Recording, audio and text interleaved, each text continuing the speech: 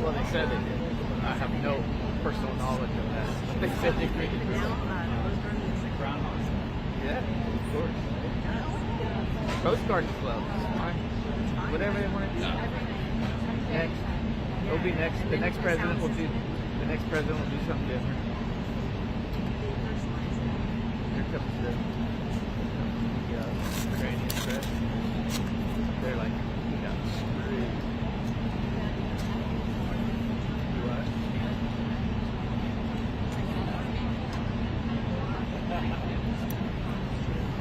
Right, exactly. Yeah, I went to dinner at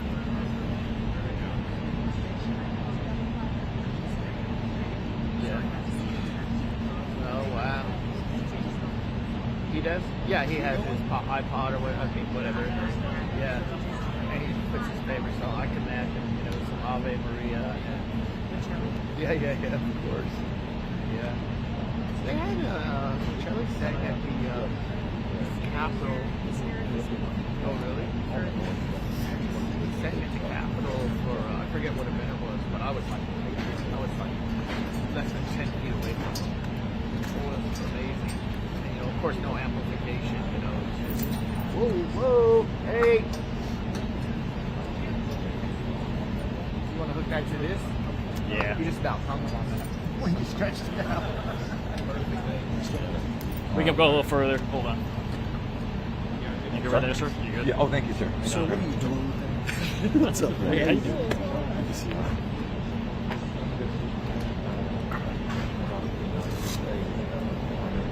Sir. Oh, man. Please. I think so. Thanks. Right. One more. Kind of picturing both of them. Like the main buying and strength from? Yeah, I mean, it's like 10. I think I looked. It's like 8 or 10. Oh, okay.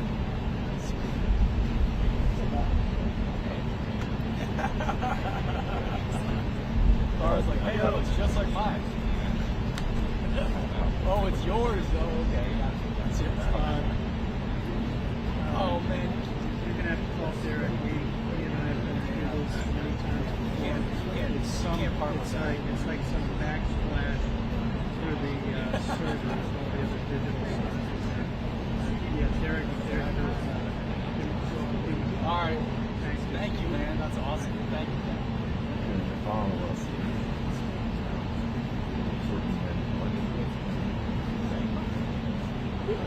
How about that?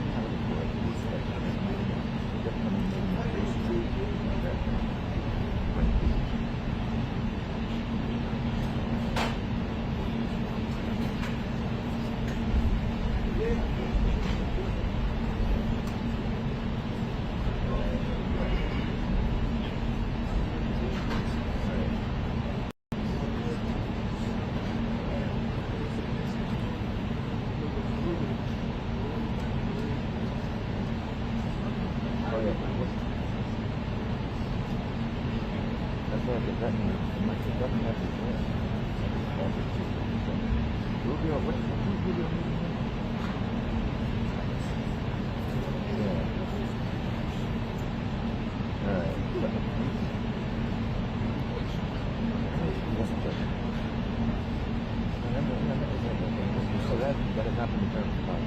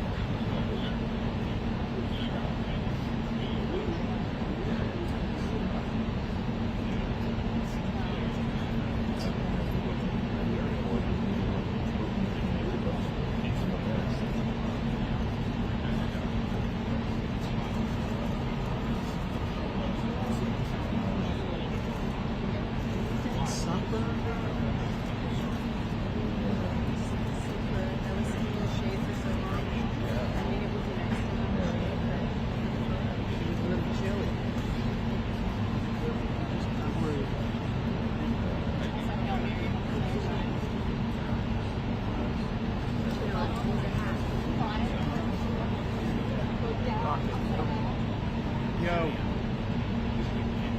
Don't skate. You know that new cable you gave me? Which, you know, it's all that flexible. That's the new cable I got.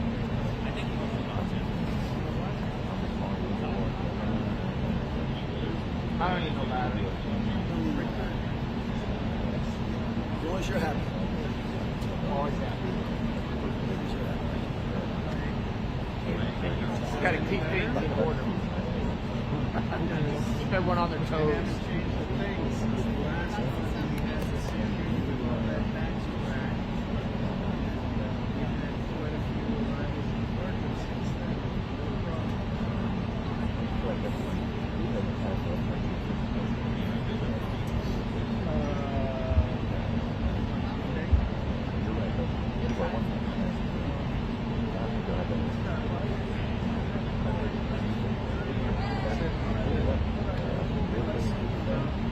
Video belching back into the system.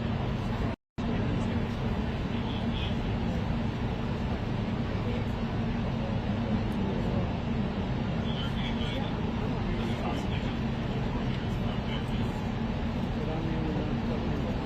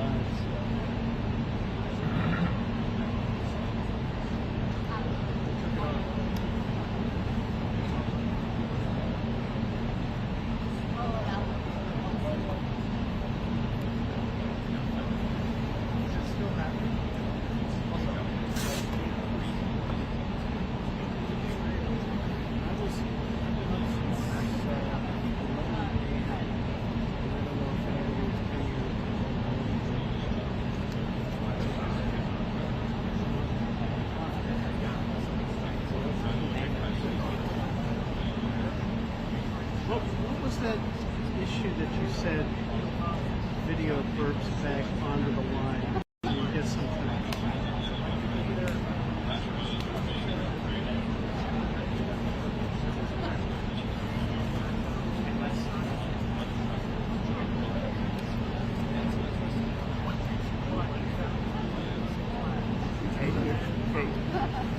This reminds me of home office. There's a built-in bookshelf, and at the top, like if you turn your necklace upside down, it has like a fan, shell kind of fan kind of detailing in the woodwork at the top of the shell. Yeah. Yeah. Oh, how funny. And it's gold.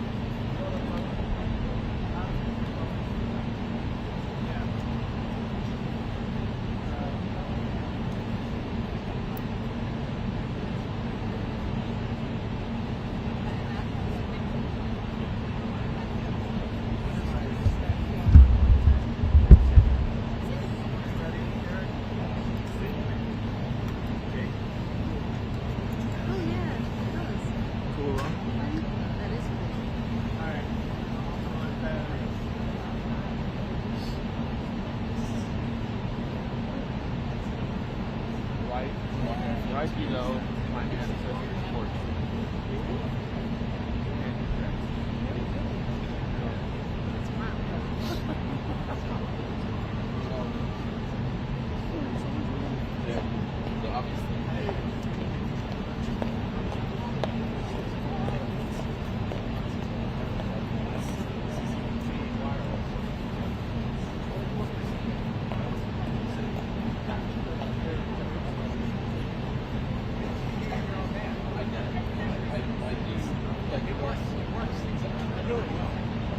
That's the thing. It's word. You know what's going on. That's what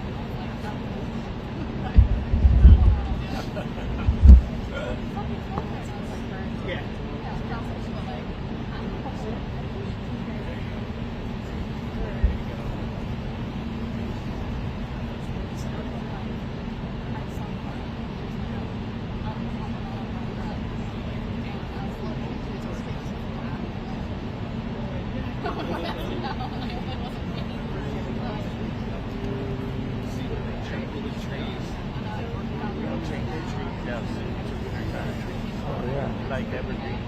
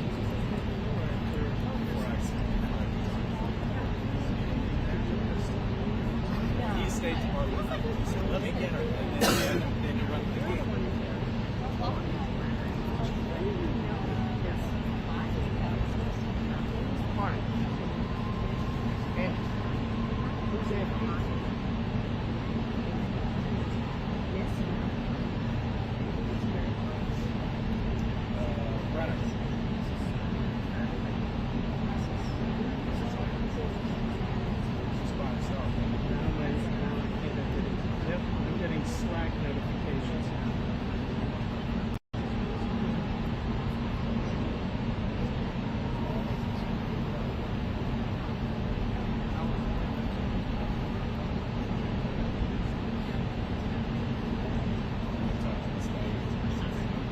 know.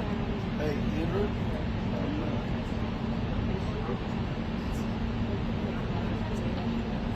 Molly's in the house.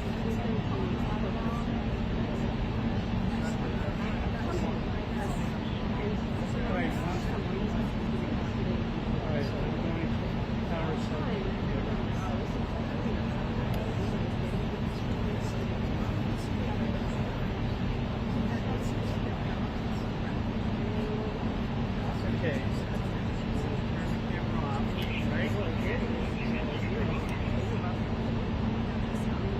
Turn it back on. I have a picture here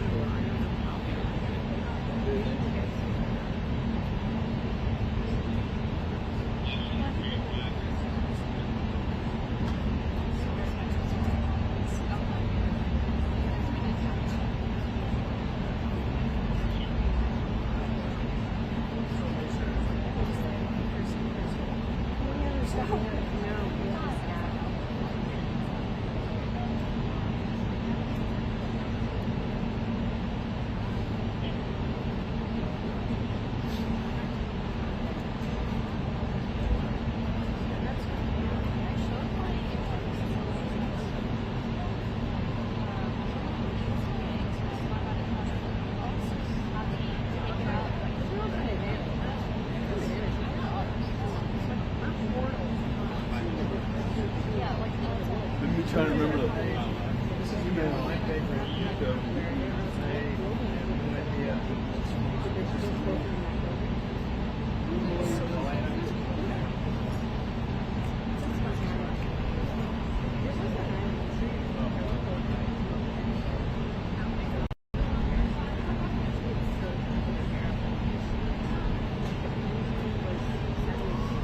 Okay.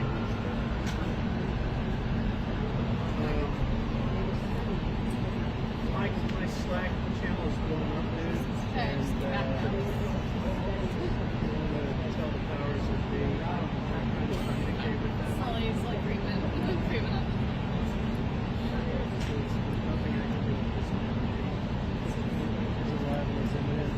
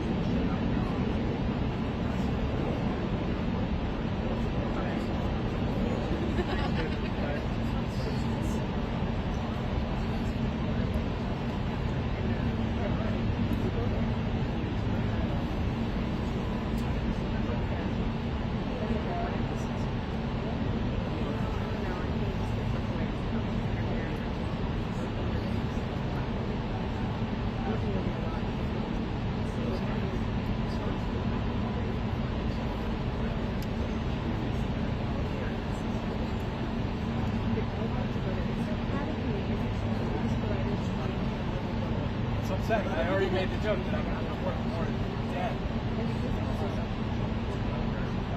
So, for a long time, I was making a joke. People would say, "Have you started saving for Jack Evans college yet?" I would say, "No, my life insurance isn't covered." Yeah, and then I had friends in their 50s and 60s, and I'm like, "Yeah."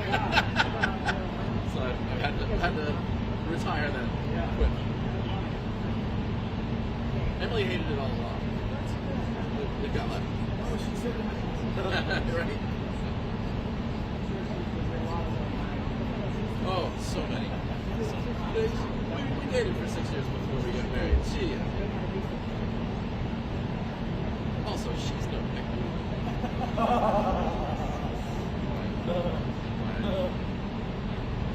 We met on the first day at my second newspaper. We worked in the same little suburban bureau. Very, very.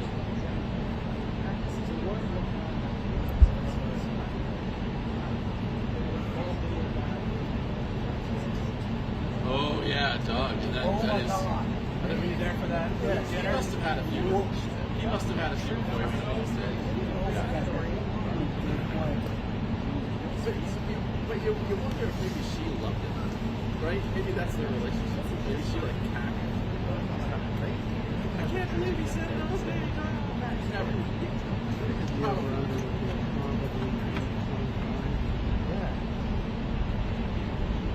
No. Yeah. Well, at least it wasn't on C-SPAN. The president wasn't there that year. No, I don't want to be anywhere near shot and get a question. I don't know. Oh, here we go. Forward to your question, I don't want to block you. Yeah. You'll give me better lighting.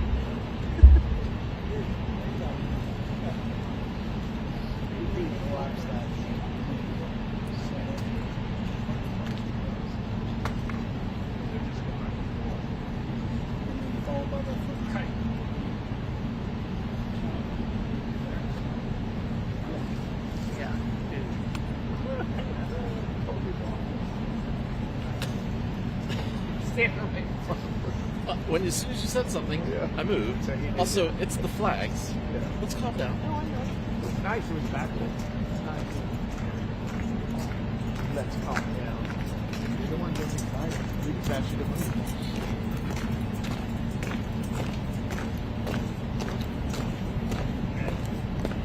And honor guard moves into place before Zelenski's arrival.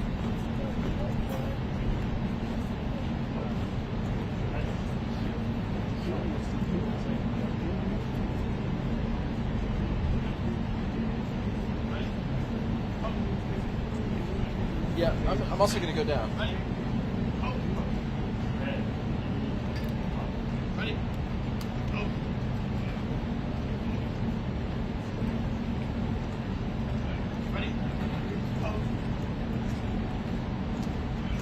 Ready? Toast. Ready? Toast. Ready? Toast.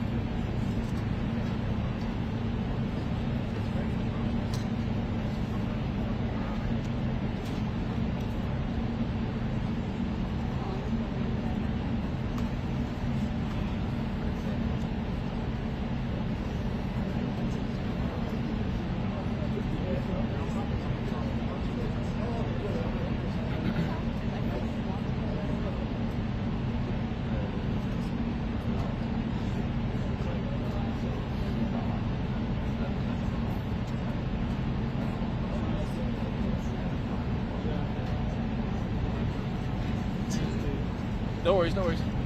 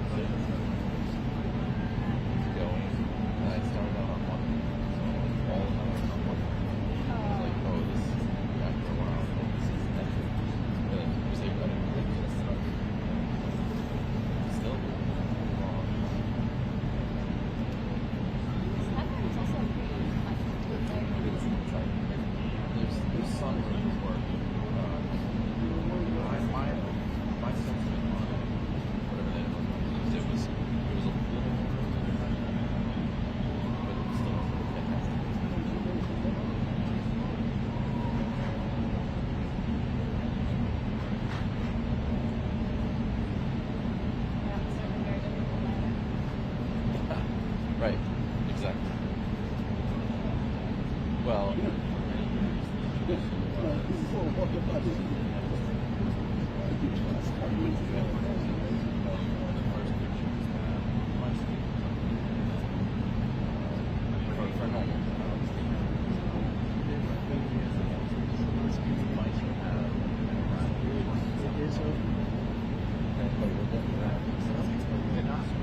I thought the bills were talking about it. Maybe they were just talking about it in preparation.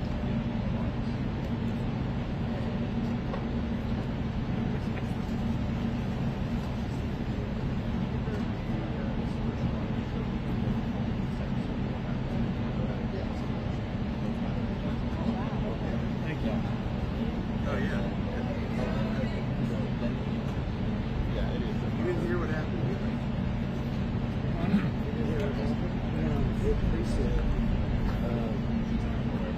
Fiber, she laid on the cables and stuff. And he said, "Oh, no, you can't do it." So after they had it all laid out, they called it kind of. Oh, yeah, right. So Oh, yeah. Hope you don't have a knee injury. right.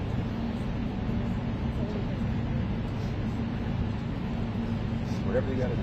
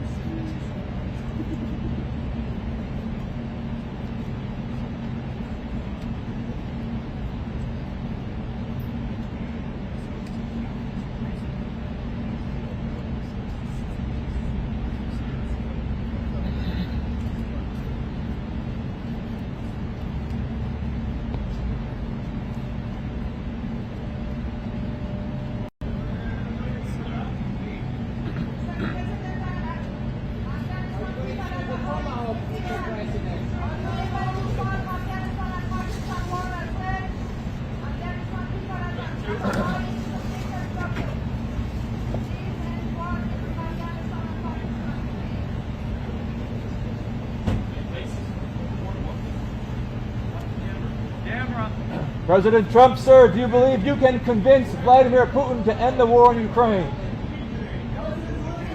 Do you believe Putin is negotiating in good faith, sir? Do you believe, is Putin negotiating in good faith, sir? Thank you.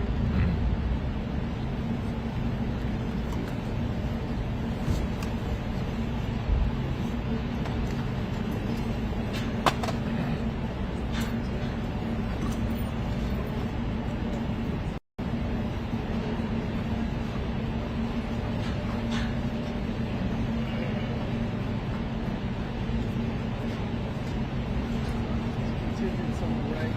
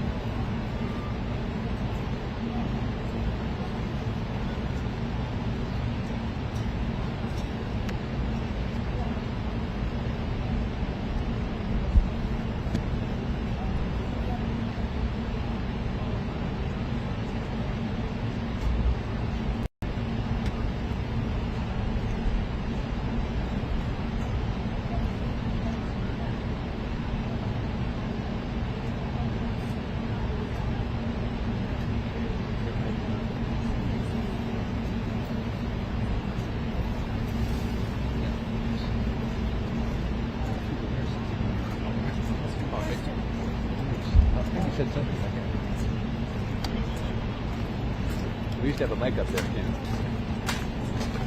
They used to have a mic up there, but then.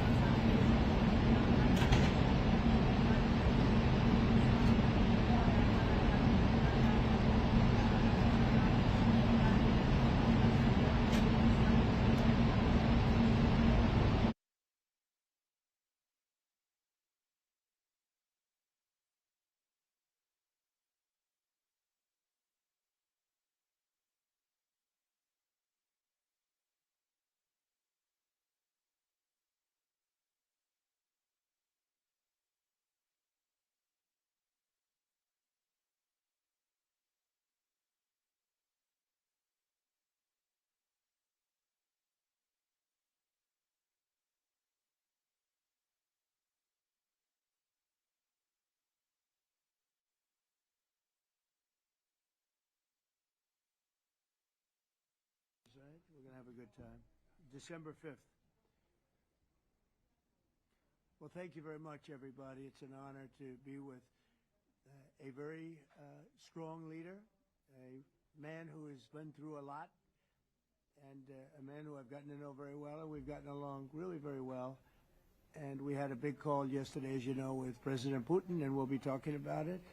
President Zelenski of Ukraine has endured a lot.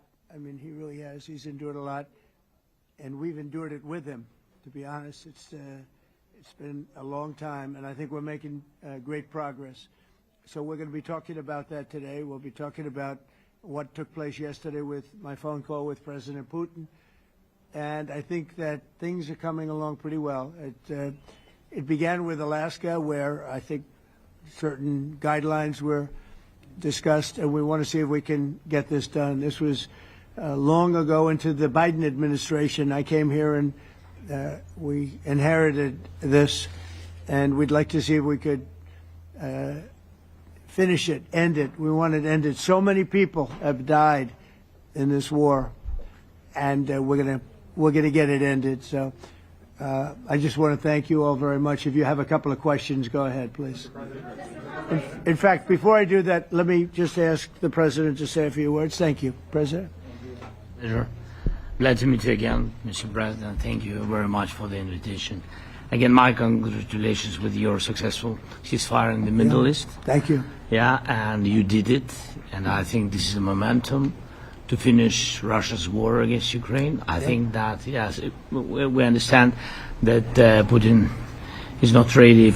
I think not ready, but I think that I'm confident that with your help we can stop this war, and we really need it. We see that they don't have successful steps on the battlefield, and it's good. I think that their army is weak now, but a lot of losses. They have a lot of losses, and in economy and people, and I think this is a very important moment. And I wanted to thank you, Mr. President, after our phone calls.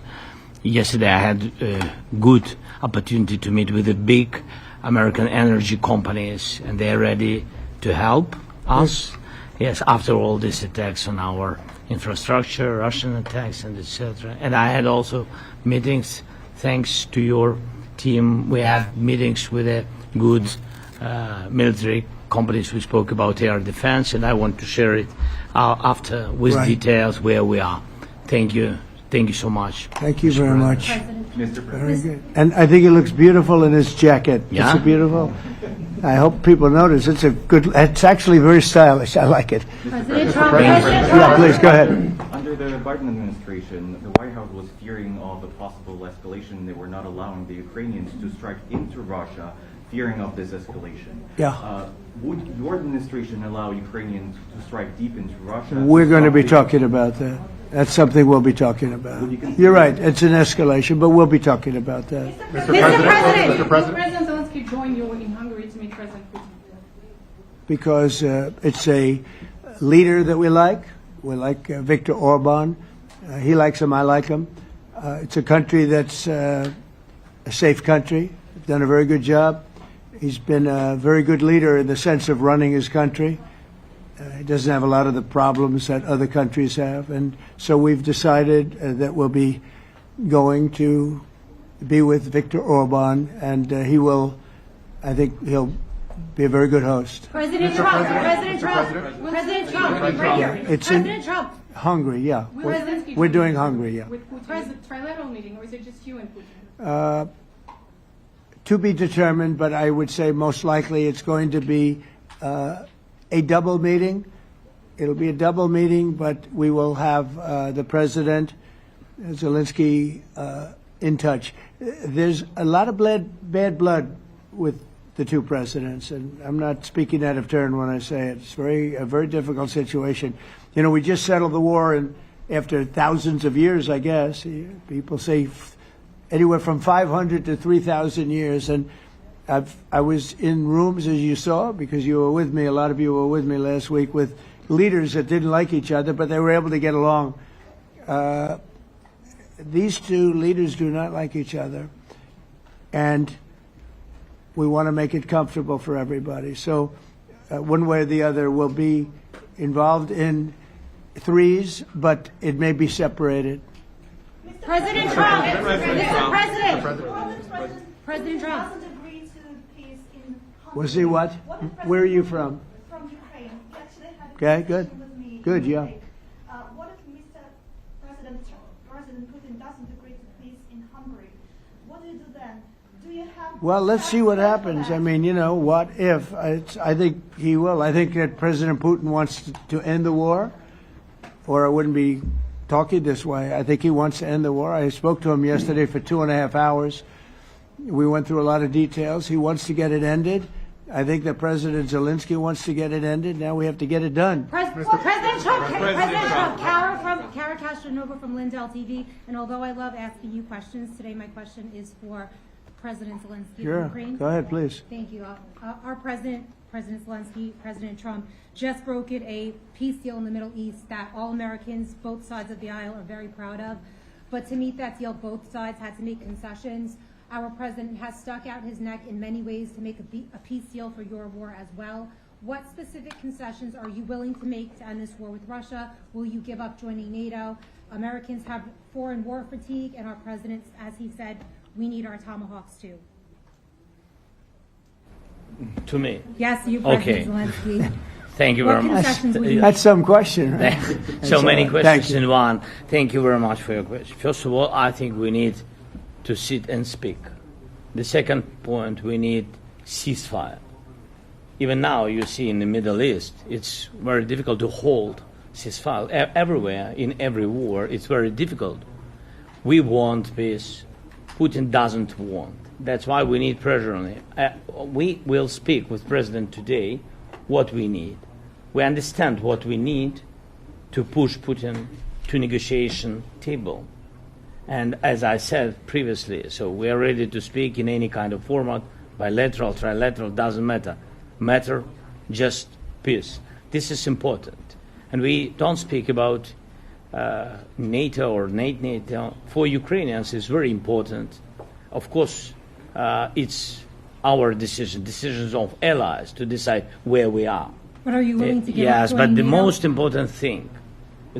important thing for people in Ukraine, which are under each day's attacks, to have really strong security guarantees. NATO is the best, but weapon is very important. Allies on our side is very important, and between us, for us, bilateral security guarantees between me and President Trump is very important. I don't know, we didn't speak with details about it, but this is the most important document because the United States is very strong. Sir, President Trump, President Trump, you are the middleman right now, hoping to end this conflict. Who is doing a better job negotiating, President Zelensky or President Putin?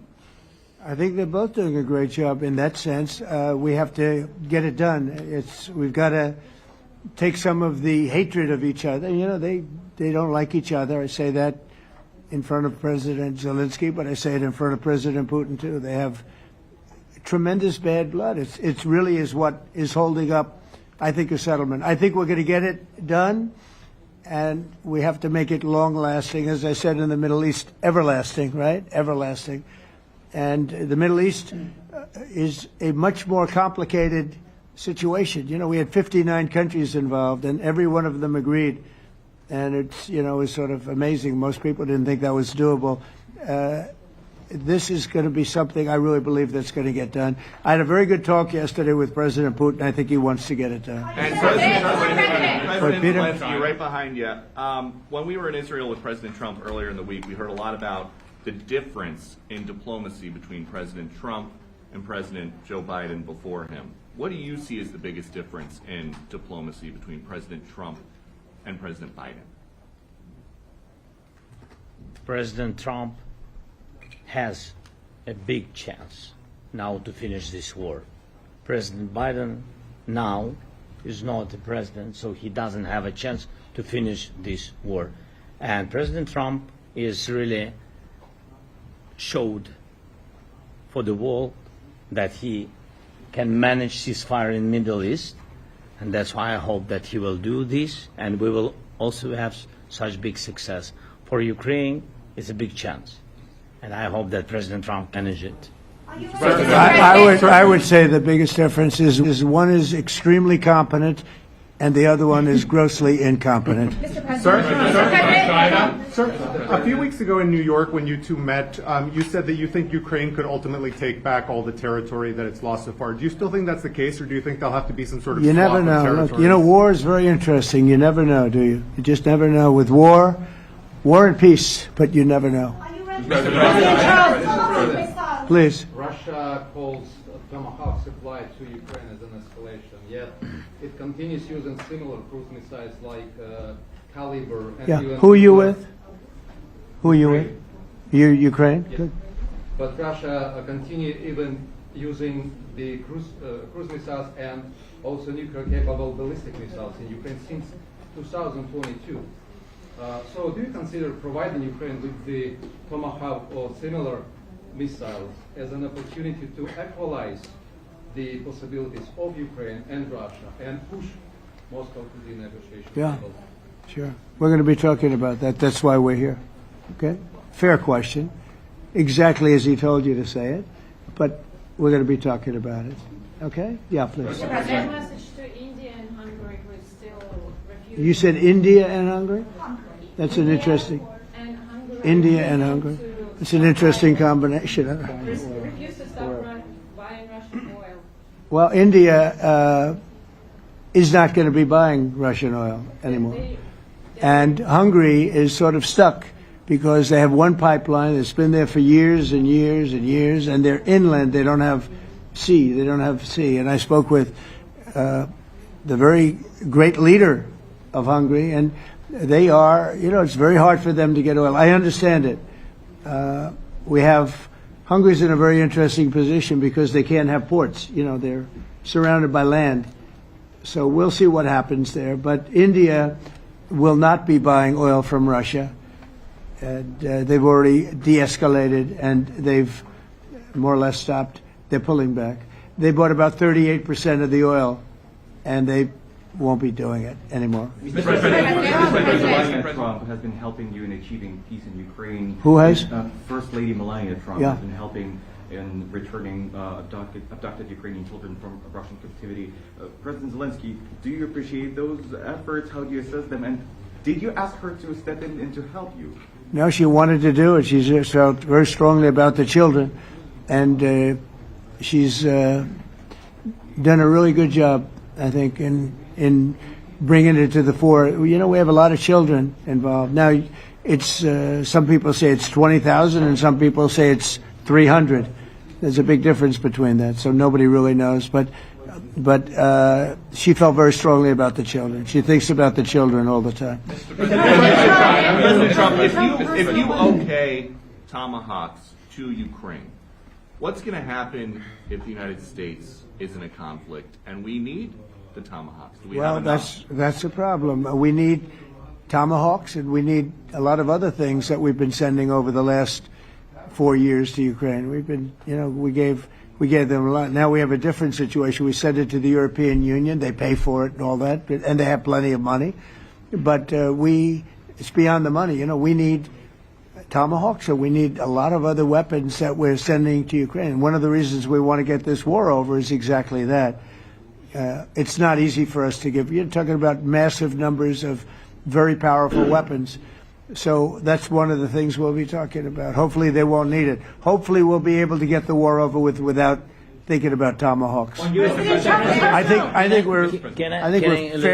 we're fairly close to that. Yeah, go ahead. President, yeah, please. Just to understand. So for today, of course, we want to finish this war, but the war is another technological war. You don't use just Tomahawks. If you want to target a military goal, you need thousands of drones. It goes together with such missiles. Ukraine has such thousands of our production drones, but we don't have Tomahawks. That's why we need Tomahawks. But United States is a very strong production, and the United States has Tomahawks and other missiles, very strong missiles, but they can have our thousands of drones. That's why where we can work together, where we can strengthen American production. And so just so that I understand, so you're suggesting kind of a trade. If President Trump okays Tomahawk missiles to help you launch Yes, it's into about Russia, military goals. It's only about military goals. Right, but then you would authorize some kind of an exchange where yes, of course. the U.S. Yes, we Ukrainian... have proposition. Yeah, we have big proposition with our drones. President Trump, I don't mean to be brokering an arms deal here, but is that something that you would be interested in, Ukrainian drones? We are, yeah, we would. We have a lot of drones right now. We build our own drones, but we also buy drones from others. And they make a very good drone. I mean, drone warfare has really come to the fore over the last couple of years because of this war. I will say, there's nothing like the jets. You know, we knocked out a lot of drones in Israel. We were knocking them out for Israel, and we were doing it with extremely fast and powerful jets, following the drones and knocking the hell out of them. So, it's, you know, we know a lot about the drones, and we know a lot about the great jets, the great ones. The ones, well, and the B-52s, which were totally they were stealth. They were undetectable. So we have a lot of different weapons. And, you know, I have an obligation also, though, to make sure that we're completely stocked up as a country, because you never know what's going to happen. In war and peace, right? You never know what's going to happen. So we're going to be talking about Tomahawks, and would much rather have them not need Tomahawks, would much rather have the war be over, to be honest, because, you know, we're in it to get the war over. We're selling a lot of different types of weapon, as you know, to the European Union. We're not in it for that. We're in it to get it over. We're losing thousands of people a week, thousands of people, Russian, Ukrainian, and mostly soldiers. I mean, mostly soldiers. But we're in it to see that end. And if we can end quickly, and I think we can. I mean, I had a very good talk yesterday. We're going to be talking about it. But I had a very productive talk yesterday with President Putin. We'll see what happens. But the war in the Middle East was far more complicated. We got that one done. And I think we have a good chance. I think President Zelenski wants it done, and I think President Putin wants it done. Now all they have to do is get along a little bit. Can you give us an update on the trade negotiations with China, or perhaps Secretary Bessent? Yeah, I will, and I'm going to let Scott do that. But I think we're doing very well. I think we're getting along with China. China would like to have something. As of this moment, we'll be meeting in a couple of weeks. We'll be meeting in South Korea. You think myself. Will go forward? I think so. It looks like it's going forward. I think so. They want to meet. We like to meet.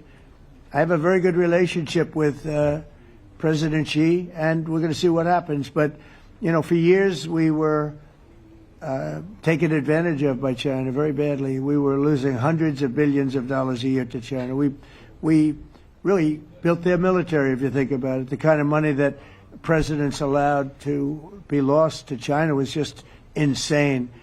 And then when I came into office, as you know, I put very severe tariffs. So we took in hundreds of billions of dollars in my first term from China. Biden let that go because it was so much. He let it continue, but he gave all sorts of exceptions. And by the time you looked at it, Scott, I would say it wasn't the same thing. He would give an exception for anything. If you got up and went out to dinner, he'd give you an exception. So it wasn't the same thing. But I put on very serious tariffs. So we took in hundreds of billions of dollars. And then I left office. The election was rigged. I left office, and that was the story. Now I come back, and we are in a very strong position because of tariffs. We're in a very powerful position because of the fact that we have tariffs. If we didn't have tariffs, we would be in a very weak position. We would be in a weakened state. But with tariffs, we've made hundreds of billions of dollars, not only from China, but from others. And China wants to talk, and we like talking to China. So we have a very good relationship, and we're going to be meeting in South Korea a couple of weeks. And I just got back from a long trip. I'm going on another long trip. And Scott, do you want to say a few words on that, please? Yes, sir. So the entire relationship stems from the great respect that the two leaders have for each other. China did a substantial, unprovoked escalation last week. We were unable to get in touch with them. Since then, it's been IMF World Bank Week. They have had working level people here who there have been meetings. The vice premier, who is my counterpart, and I will be speaking this evening at around 8:30, 9 o'clock.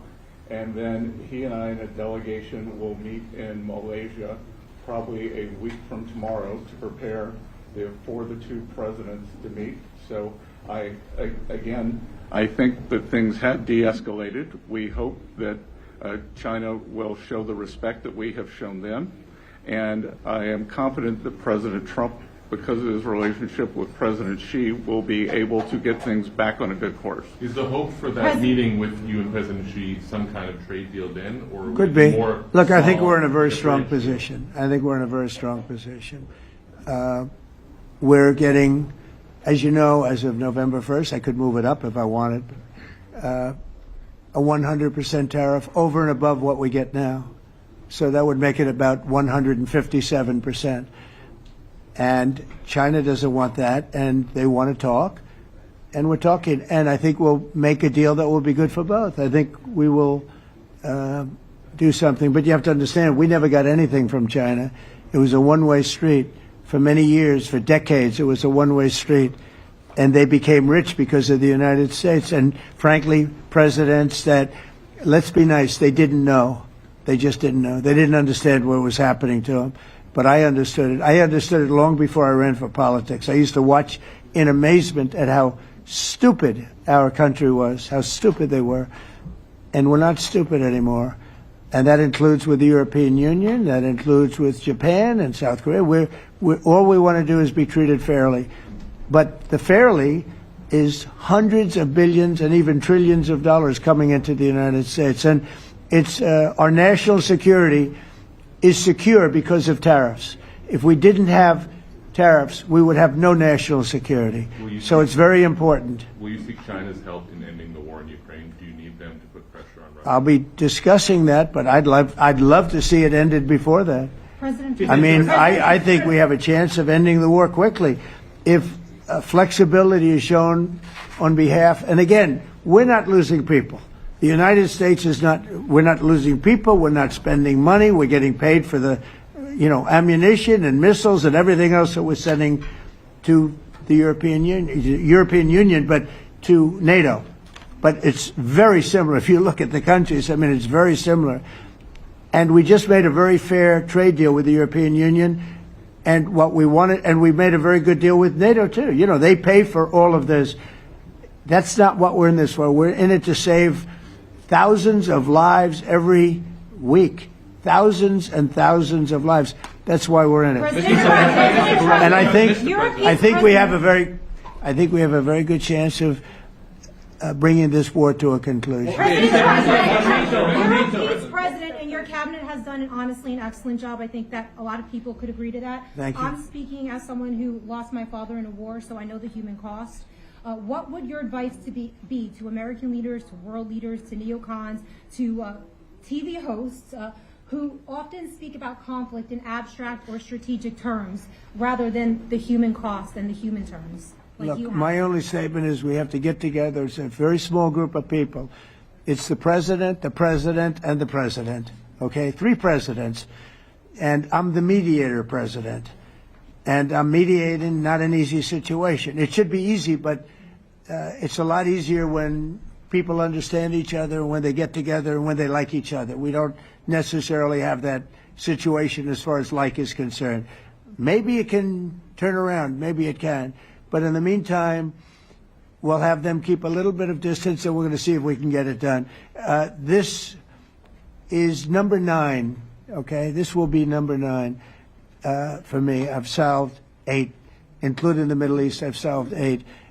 This, I thought, would have been among the easiest. We solved, President Putin mentioned yesterday Armenia, all of the different wars. He said it was amazing but the big one that he was surprised that we were able to settle was the Middle East. He thought it was incredible. He was very generous in that sense. This should be something we're able to settle, and I think we will be able to settle. Yeah, Brian. Sir, on that note, you will go down as the peacemaker, no doubt, and you will resolve this war. Well, we resolved 8 others. It's funny how people say that. If you get this one, every time I do one, they forget about that one. I solved 8 wars. Go to Rwanda and the Congo, talk about India and Pakistan, look at Thailand, look at all of the wars that we solved. And every time I solve one, they say, if you solve the next one, you're going to get the Nobel Prize. I didn't get a Nobel Prize. Somebody got it who's a very nice woman, very nice. I don't know who she is, but she was very generous. So I don't care about all that stuff. I just care about saving lives. But this will be number 9. But every time I solve one, they said, sir, if you solve one more, you're going to be known as a peacekeeper. So to the best of my knowledge, we've never had a president that solved one war. Not one war. Bush started a war. A lot of them start wars, but they don't solve the wars. They don't settle them. And especially when they have nothing to do with us. I guess just about all of these wars had nothing to do with us. But I saved tens of millions of lives. The Prime Minister of Pakistan said, I saved millions of lives in interceding on Pakistan, and you look at Pakistan and India as an example. That would have been a bad one, 2 nuclear nations, right? So I say this, this is pretty much the last one, although I do understand that Pakistan attacked, or there is an attack going on with Afghanistan. That's an easy one for me to solve if I have to solve it. In the meantime, I have to run the USA, but I love solving wars. You know why? I like stopping people from being killed, and I've saved millions and millions of lives, and I think we're going to have success with this war. Wait, please. This is President Zelensky. This is your 3rd time over here. Oh. And by the way, you look excellent. Thank you, sir. Thank you. For you, by the way. This is your time here. How different sitting across from the president is this time versus the 2 previous times here at the White House, and how confident are you hearing the success rate of solving these prior wars that he can get this war solved? First of all, about suit. The same suit because the same president. It's very simple. The next president will have another suit. Yes. About our relations with President Trump, I think we have important dialogues, and I think we begin to understand each other. Yes, and I know that President is briefed very well about situation in the battlefield, and he knows a lot what's going on in the battlefield in Ukraine, and I think it really helps when you know a lot of things, a lot of details about one or another war. It helps a lot, but we are still in war, and I hope we can manage. You have been clear that there are some important. countries that are not meeting their commitment. You pointed out Spain. They said that it's impossible. No, Spain has not come through. No, Spain has not been loyal to NATO. Spain has been, they're the only one.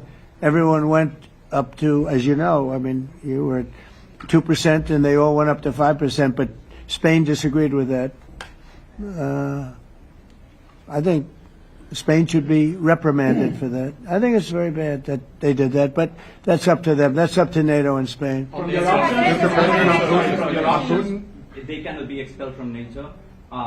Can they or not? They cannot, according to the treaty, but they also claim that they are protected by the European Union umbrella for trade.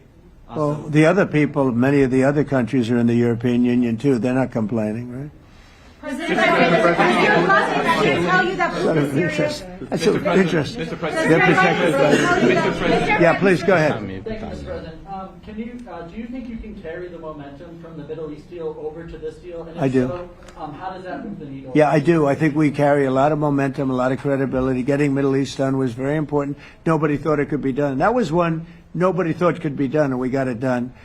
And a lot of that was the big hit that we put on Iran with respect to the nuclear. They took that was an unbelievable military maneuver, the B-2s, and many other planes involved, by the way, but the B-2s. Yeah, I think nobody expected that to happen, and you know we had 59 countries involved, and these were countries very diverse. You had Arab, Muslim, Jewish. You had every country, Christian. You had every country, and many countries involved, and we got that done. And we got it done pretty swiftly after we after we set the table properly. We had to set the table properly. This should be one that we get done. And I think the table is set properly here now, too. And it'll be a great honor. It'll be a great honor to get it done. And the Ukrainian people are great, and the Russian people are great. And obviously they have much in common, as we understand. They have a lot in common. So it'll be a great honor to get it done. Yeah. On Venezuela, there are survivors from your latest boat strike. What happens to those survivors? Well, I'll ask Marco to discuss that possibly. Yeah, it's well known there's an ongoing narco-terrorist operation the United States has been conducting. As far as details of any recent strikes, we're not prepared here to announce all those details, but you'll get that information here very shortly. And how are there survivors when these are meant to be lethal attacks? Yeah, again, I mean, we're undertaking these operations against narco-terrorists. That's what these are. These are terrorists. Let's be clear. And but as far as the details of any recent operations, when we are prepared to announce those, we will, as the president has consistently done. So you may get something on that later today. Let me ask you, that was in a submarine, right? We attacked a submarine, and that was a drug-carrying submarine built specifically for the transportation of massive amounts of drugs, just so you understand. This was not an innocent group of people. I don't know too many people that have submarines, and that was an attack on a drug-carrying, loaded-up submarine. Yeah. On Putin, is it your belief, as Mr. Zelensky said yesterday, that the threat of tomahawks and costs, as Secretary Hicks put it, is that bringing him to the table, the fact that it's kind of a carrot and stick? I don't know what's bringing him to I think he wants to make a deal, that's all. I can't tell you what's bringing him. Sure, that's the threat of that is good, but the threat of that is always there. Tomahawks are very dangerous weapons. They're incredible weapons. If you like warfare, it's one of the most accurate. You know, we hit 30 Tomahawks in Iran after the B-2s did their damage. We sort of gave it a little capper with 30 Tomahawks from a submarine, quite far away actually, but they're an amazing weapon. They're a very powerful weapon, but they're a very dangerous weapon, and it could mean big, escalation. It could mean a lot of bad things can happen. Tomahawks are a big deal. But one thing I have to say, we want Tomahawks also. We don't want to be giving away things that we need to protect our country. We have a very strong country right now. We have a strong military. We have the greatest military in the world. We have the greatest weapons in the world. I want to get this war over. Okay? Putin-Trump tunnel to connect Russia and Alaska. Are you interested? I just heard about it. A tunnel from Russia to Alaska. I just heard about that one. That's an interesting one. We'll have to think about that. I hadn't heard that. We just did a nice road in Alaska that's going to get us to a lot of minerals, and we have a piece of it, a good piece of the ownership because of the fact we made it possible. But this came up yesterday, a tunnel from Russia to Alaska. That's an interesting. What do you think of that, Mr. President? Do you have any ideas? How do you like that idea? I'm not happy with this. I don't think you're going to like it. I don't think you like it. President Trump, do you think that Vladimir Putin, do you think that Putin is your gut instinct? Well, we had a senator that wanted, remember, from Hawaii. She wanted a tunnel from the mainland to Hawaii. And she said, well, we can't do that, so we're going to build a railroad to Hawaii. Do you remember? She's a current sitting senator, a Democrat. She wants a railroad to go to Hawaii, right?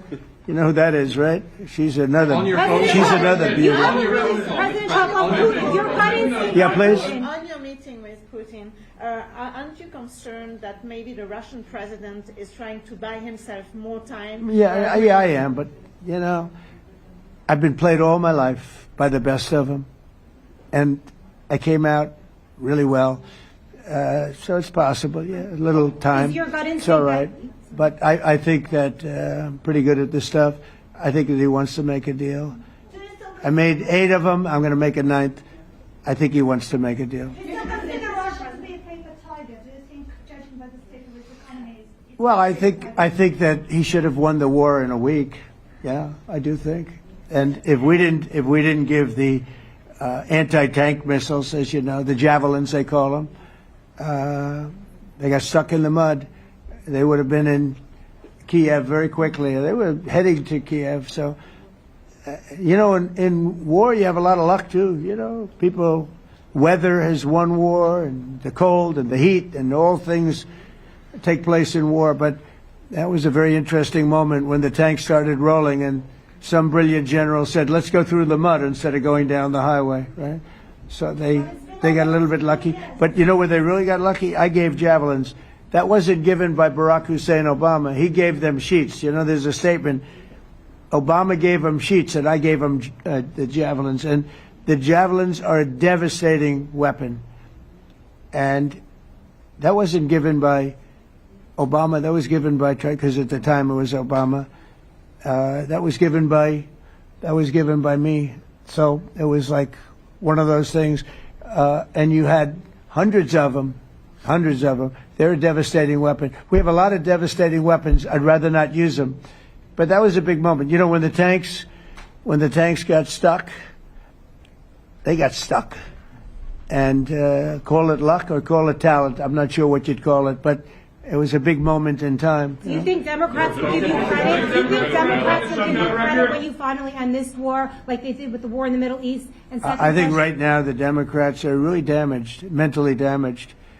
They want to take $1.5 trillion with a T, $1 trillion, and give it to people that invaded our country. They came into our country illegally, from prisons, from mental institutions, gang members. They want to give them health care and take it away from our citizens. We're not going to do that. $1.5 trillion. They want to destroy our health care system. We're not going to let that happen. Have you authorized CIA operations in Venezuela as part of? Well, I wouldn't say that, but some interesting things are happening around the world. I'll say that. It's been reported, Mr. President, it has been reported that Maduro offered everything in his country, all the natural resources. He even recorded a message to you in English recently, offering mediation. What should we do in order to stop that? He has offered everything. He's offered everything. You're right. You know why? Because he doesn't want to fuck around with the United States. Thank you, everybody. Thank you. Thank you, everybody. Thank you, guys. Thanks, guys. Let's go. Start moving. Thank you, guys. Let's go. Thank you, guys. Thanks, guys. Thank you, press. Thank you, press. Thanks, President Trump. Thank you, Peter. Good job. Thank you, guys. Thank you, press. I don't know, join us if you'd like.